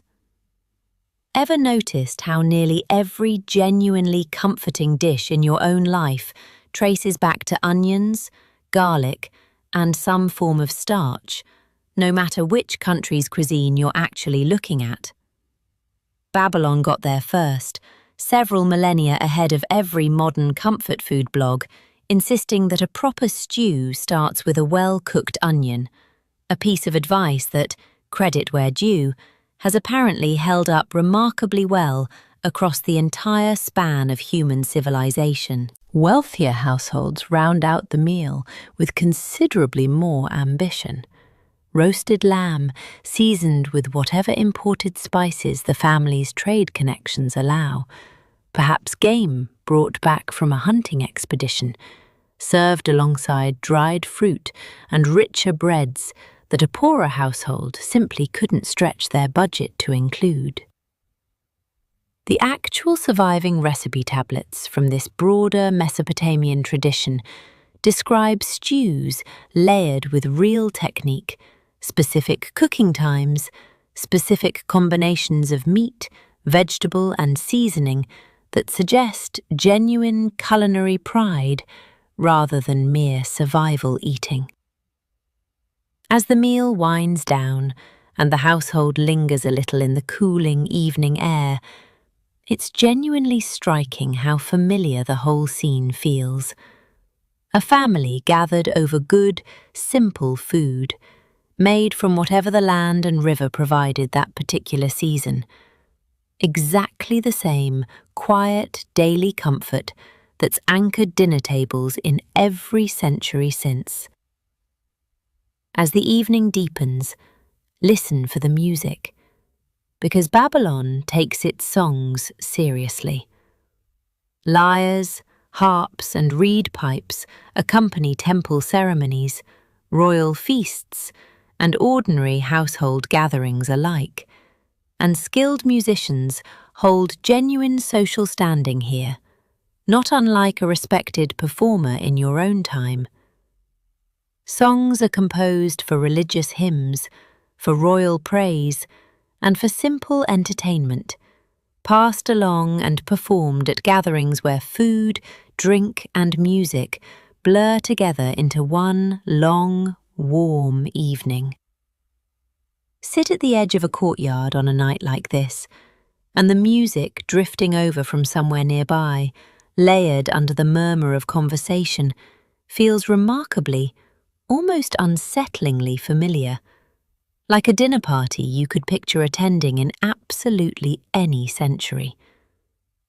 Follow the sound to its source, and you'll likely find a small gathering, perhaps a family celebration, or simply an evening of friends sharing beer and company, with a musician seated slightly apart, working a lyre strung with gut strings across an ornately carved wooden frame, sometimes topped with a bull's head worked in gold or shell inlay if the household or occasion is grand enough to warrant it. The sound itself carries a warm, resonant quality, plucked notes rising and falling in melodic patterns that accompany a singer's voice or simply stand alone as the evening's background texture, not unlike the low instrumental hum you might play at a dinner party without anyone consciously focusing on it.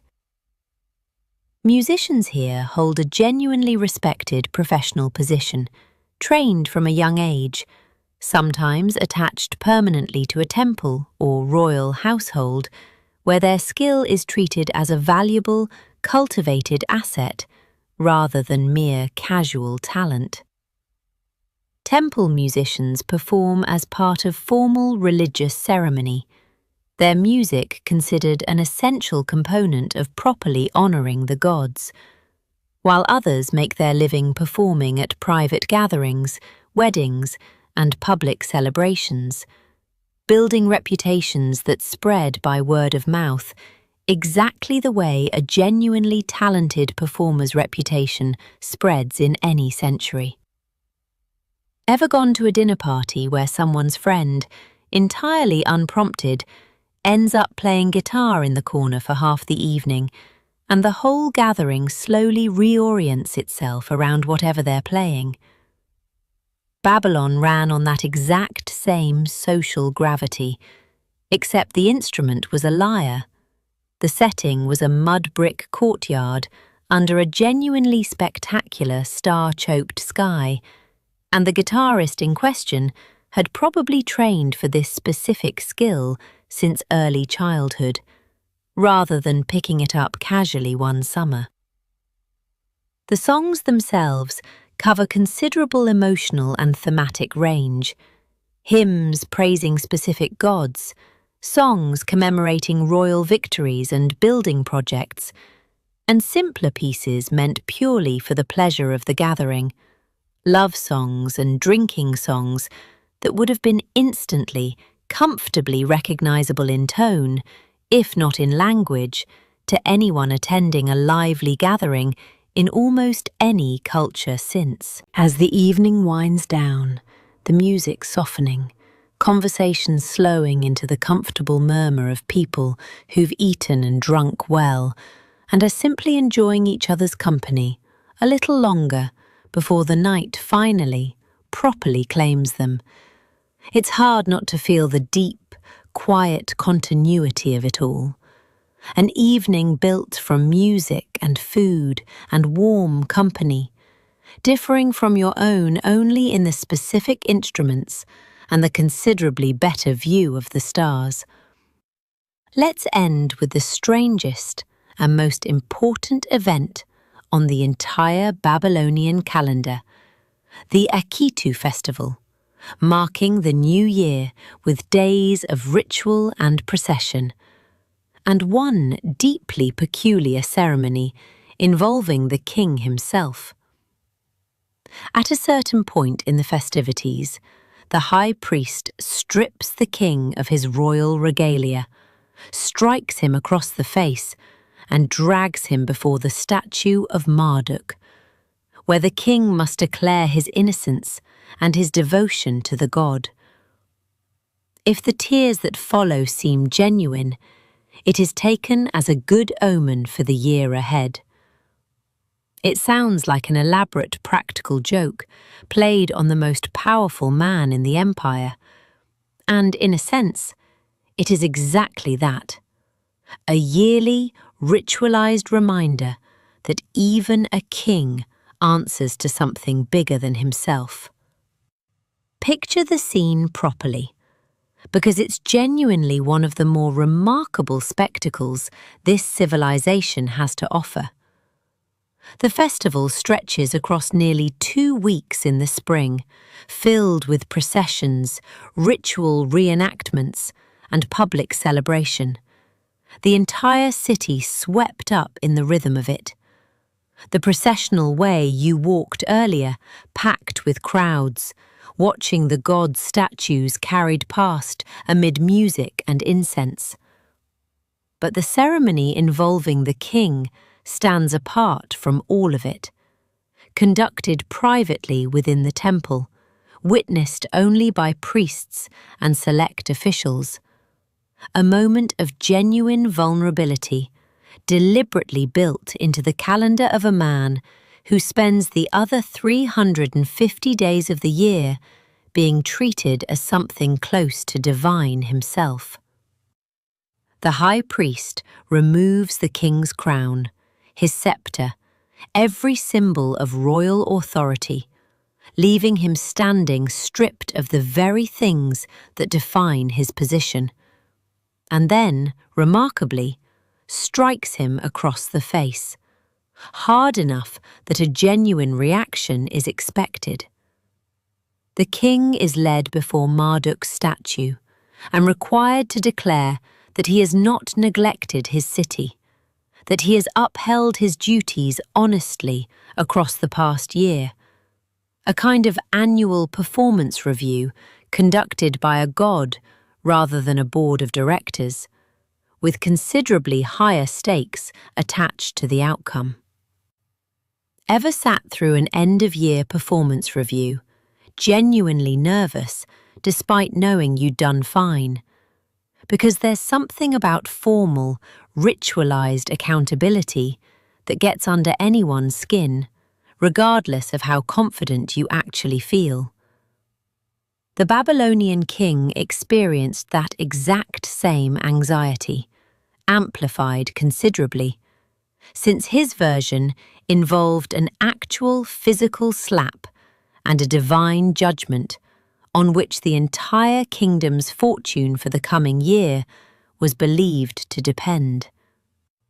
If the king's eyes water from the blow, it's read as a genuinely good sign, evidence that the god has accepted his humility and his account of faithful service, and the crown, scepter, and regalia are returned to him with real ceremony, the king re-emerging as ruler once more, refreshed and legitimized for another year.